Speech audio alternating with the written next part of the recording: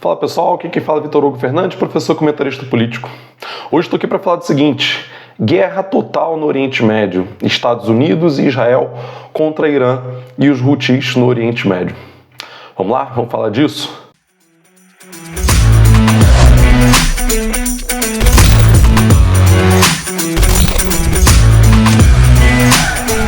Bom, pessoal, vocês devem estar acompanhando aí a notícia dos últimos dias que os Estados Unidos entrou oficialmente de cara na guerra, não só de forma indireta, mas de forma direta, atacando diretamente o Irã.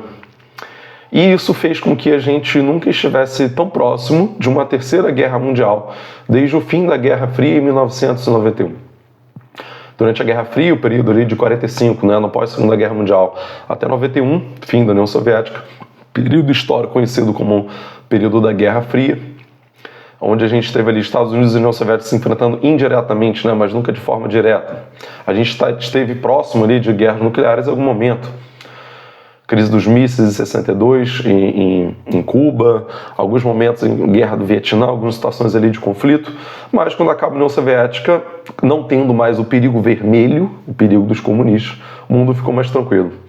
Só que agora, o tranquilo digo nesse sentido de a possibilidade de uma terceira guerra mundial, que seria algo muito grave. A gente tem um governo absurdo, não vou dizer louco, porque louco é algo que parece que não tem uma lógica, uma racionalidade. Tem, é porque é maldade mesmo. Israel, que quer limpar o Oriente Médio, ou seja, derrotar todos os inimigos, uma guerra com todo mundo que já não é comprado por eles, com o apoio, obviamente, dos Estados Unidos. Já é uma base militar avançada dos Estados Unidos, representante dos interesses ocidentais, leia-se Estados Unidos, Canadá, Europa, Japão, isso é o Ocidente, ali no Oriente Médio. Israel, que já está cometendo um genocídio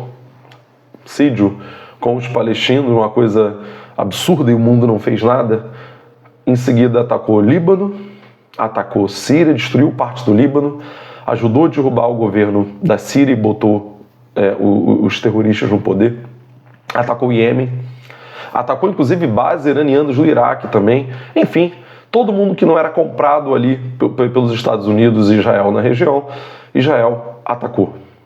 Sobrou o Irã, faltou o Irã. E aí Israel resolve atacar o Irã preventivamente, atacando inclusive as instalações nucleares, o que é algo contra a lei internacional. Você tem princípios que você deve respeitar numa guerra. Se você ataca instalações nucleares, você pode ter uma nova Chernobyl. Você pode ter um novo desastre nuclear e aquilo ali gerar poeira radioativa para o país inteiro e matar milhões de pessoas. Israel não está nem aí para nada disso.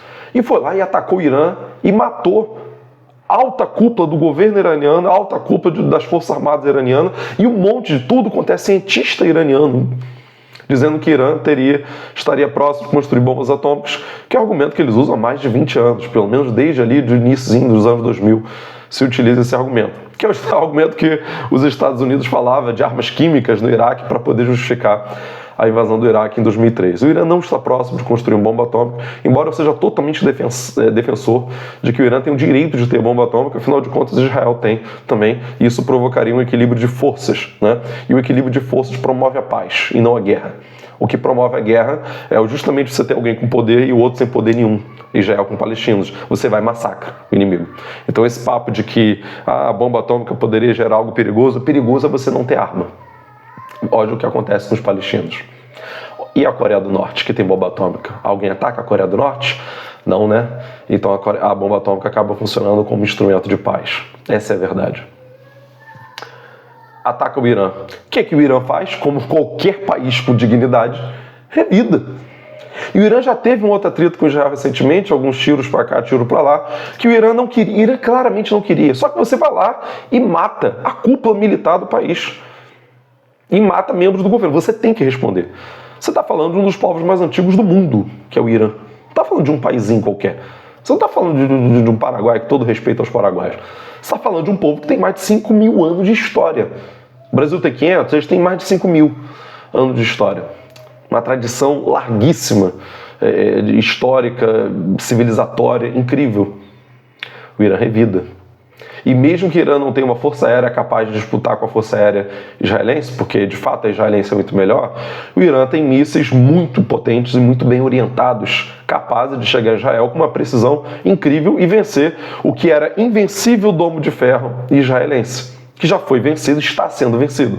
Com alguns dias de guerra, o Irã provocou danos fortíssimos em Tel Aviv, em Haifa, em várias grandes cidades israelenses. As baixas israelenses só não são maiores, né, porque eles têm um monte de bunkers para poder se esconder. Mas o Irã tem provocado grande destruição no aparato militar industrial israelense.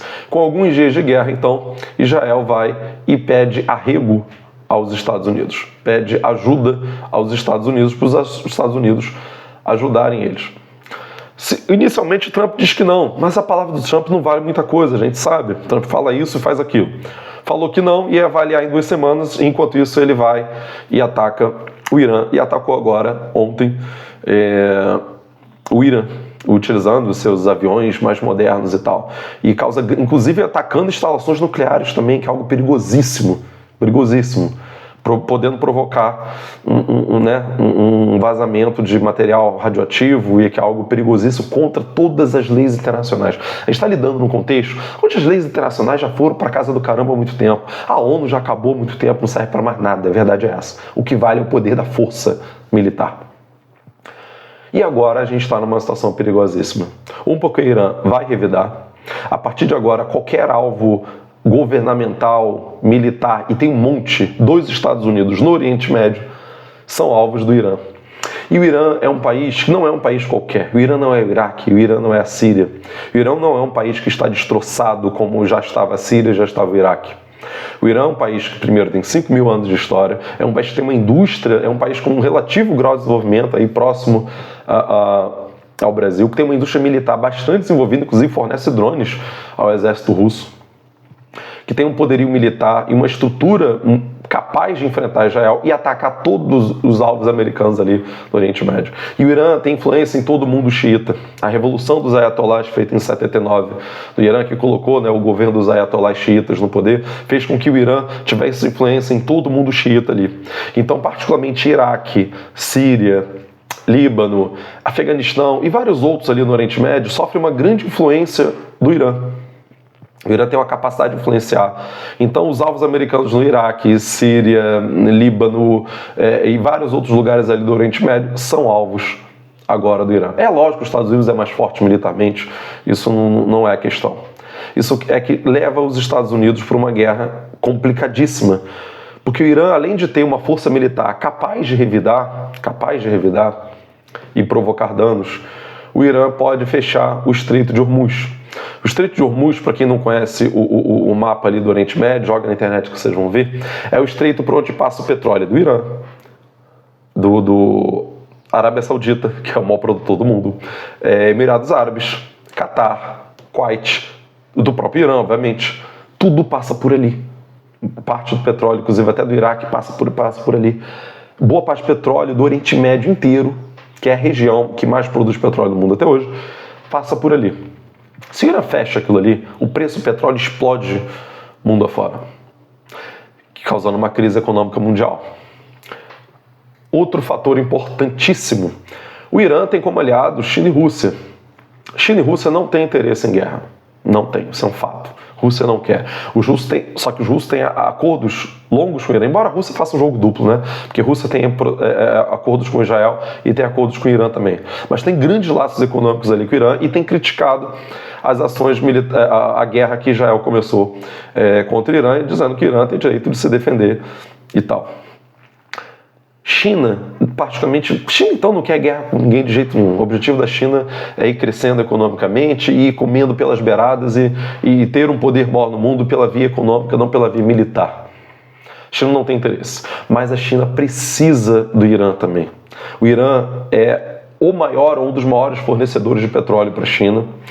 O Irã tem um acordo de anos, se não me engano, são de pelo menos 10 anos. A China vai construir o metrô de Teherã e grandes obras estão sendo feitas pela China no Irã. E o Irã vai pagar tudo não em dinheiro, vai pagar com petróleo. Se o Irã é totalmente destroçado, o Irã não tem como pagar a dívida com a China. A China não quer que o Irã caia de jeito nenhum.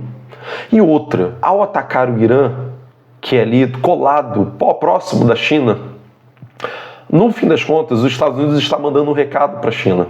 É um recado de que cada vez está indo mais para o leste, né? De um recado de que pode ser você o próximo. Ao que tudo indica, segundo falas do Elias Jabbour, que é um dos maiores especialistas de China que a gente tem no Brasil, e outras pessoas que eu tenho lido, a China estaria dando suporte ao Irã de inteligência, de radar, de GPS, para orientar os mísseis iranianos e dando um suporte na indústria, particularmente indústria militar iraniana. A China não tem interesse em se envolver em guerra, não é bom para ela. Só que para os Estados Unidos é bom. E às vezes você entra numa guerra não porque você quer, mas porque você foi puxado para ela obrigatoriamente. Tipo o Irã. O Irã não queria guerra agora.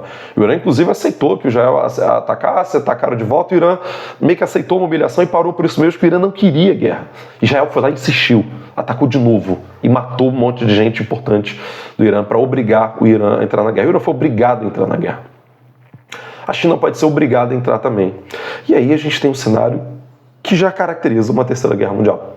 Se China e Rússia entram, que são aliados do Irã, se eles avaliarem que são obrigados a entrar, a gente tem um cenário muito perigoso. Aí olha que loucura que Estados Unidos e Israel estão levando o mundo. Por causa do governo Netanyahu, louco, assassino, que está provocando guerra para se manter no poder, porque ele está numa situação frágil no poder, ele não tem apoio nem mais de boa parte da sociedade israelense, que já é racista, elitista, fanática, mas mesmo assim acha que é demais o que o Netanyahu está fazendo. E o Trump no poder. Não se esperava também que fosse causar a Primeira Guerra Mundial. Aí mataram o herdeiro do trono austro-húngaro, aí um país declarou guerra ao outro, o outro a um quando foi ver a Primeira Guerra Mundial. A gente já está num cenário parecido com isso. Olha o perigo em que esses governos colocaram o mundo. E pode ter certeza, se explode algo maior, mais grave, gera efeitos aqui no Brasil também, inevitavelmente. Inevitavelmente, a gente não é uma bolha. A gente não é uma bolha.